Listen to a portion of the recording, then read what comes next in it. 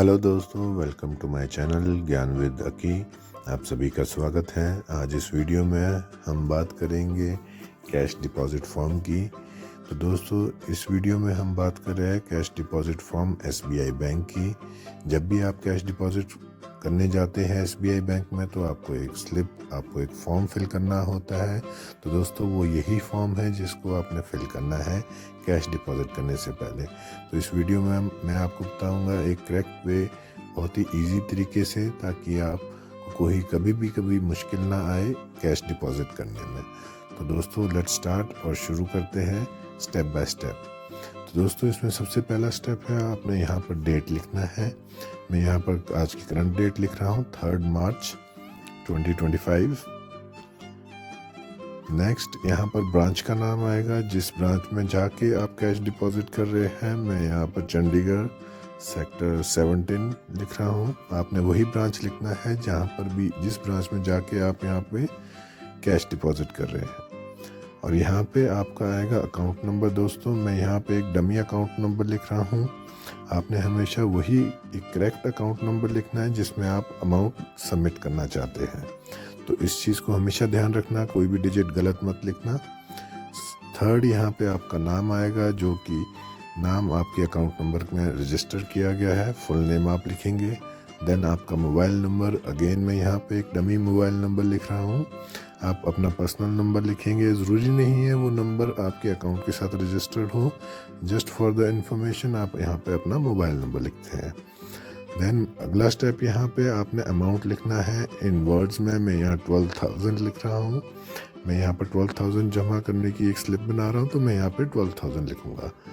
Next step, यहाँ पर आपके पास डिटेल आएगी आपके कैश की।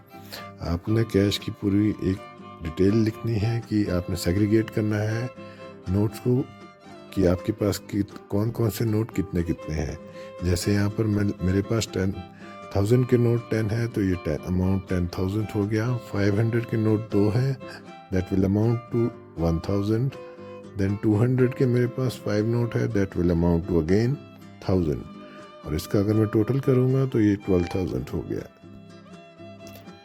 कैश डिटेल सबमिट करने के बाद दोस्तों, आपने कैश डिटेल जिस तरह से सबमिट कर दी है, नेक्स्ट स्टेप आप अपना यहाँ पर सिग्नेचर करेंगे। जो भी अमाउंट डिपॉजिट कर रहा है वो उसका सिग्नेचर यहाँ पे आता है। तो दोस्तों, आप जो ये फॉर्म देख रहे हैं ये 2 पार्ट्स में डिवाइडेड होता है। जो भी हमने पार्ट फिल किया है, ये बैंक अकाउंट में जब भी आप कैश सबमिट करते हैं ये कैशियर के पास रहता है। जो सेकंड पार्ट होता है, कस्टमर पार्ट होता है, ये आपको रिटर्न किया जाता है। तो दोस्तों, आप यहाँ पे आप फिर से अगेन फिल करेंगे, डेट लिखेंगे, देन ब्रांच का नाम चंडीगढ़ सेक्टर 17, देन आपका अकाउंट नंबर जो आपने सेम यहाँ फिल किया है उसे ही यहाँ पे भी फिल करेंगे। देन आपका नाम, देन आप यहाँ पर अमाउंट लिखेंगे in number and then in numeric. हम यहाँ पर 12,000 डिपॉजिट कर रहे हैं तो यहाँ 12,000 आएगा। Then in words 12,000 only. तो दोस्तों, इस तरह से आपने एक ये फॉर्म फिल किया है। यहाँ पर हम अपना मोबाइल नंबर लिखेंगे, जो कि मैं अगेन डमी मोबाइल नंबर लिख रहा हूँ। तो दोस्तों, इस तरह से ये एक फॉर्म हमने फिल किया है। अब आप अपने कैश के साथ आप इसको बैंक में जाकर सबमिट कर सकते हैं।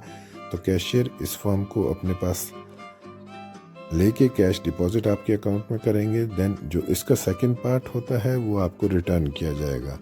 तो दोस्तों, उस पार्ट पे स्टैंप लगा के सिग्नेचर करके बैंक कैशियर आपको ये वापस देगा। It will be as a valid proof. एक वैलिड प्रूफ आपके पास रहेगा कि हाँ, आपने इस डेट को इस ब्रांच में जाके इतना अमाउंट आपने उनको डिपॉजिट किया है। तो दोस्तों, इसको हमेशा संभाल के अपने पास रखिए। आई होप दोस्तों आपको ये इन्फॉर्मेटिव वीडियो लगी हो। For more informative videos please subscribe my channel ज्ञान विद अकी।